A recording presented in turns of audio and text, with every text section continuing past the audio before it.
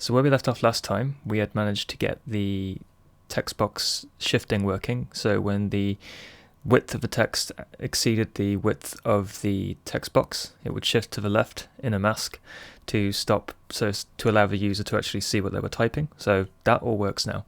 The next step for us in this project is to now look at text navigation. So this is allowing users to navigate backward and forth with the left and right keys, as well as being able to click anywhere in the text box to navigate to that point on the text.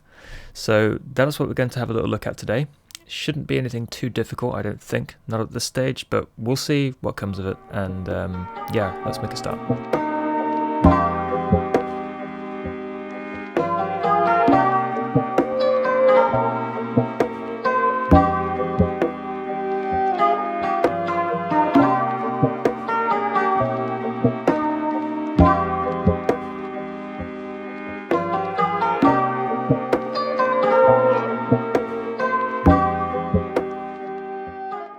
Okay, so we haven't actually achieved everything that I wanted to today.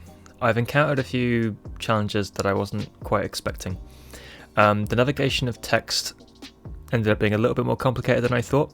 I have an idea of how to make the click text navigation to work, but I'm not 100% sure if I want to do it tonight because I'm a little bit short on time. So instead I thought we'd just leave it here tonight, because there is also another challenge as well that we have to sort out, which I'd rather do on another day, which is where when you've exceeded the width of the text box and we've used the clipping mouse to shift the text to the left, the cursor doesn't shift the text to the right. If we go too far left or too far right, it doesn't shift it to the right either. So I'll show you an example of what this is like. So as you can see here, we've got our text box. Now this actually works fine, right? We can navigate to wherever we like in the text box with our cursor and type stuff. That works perfectly. But what doesn't work perfectly is if we do this. So we've overflowed the text box here. The cursor is now visible, so that's one bug that's been fixed, which is great.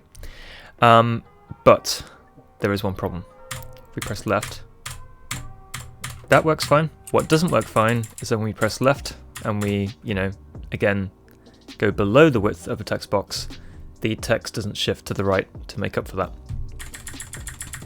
So I need to work on that.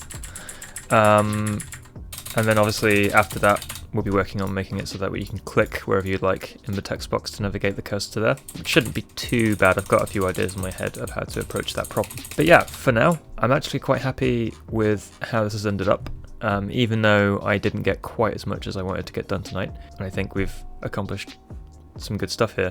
And as well as that, we've also fixed quite a bad bug with the text cursor, so I'm actually quite happy with where we've ended up here.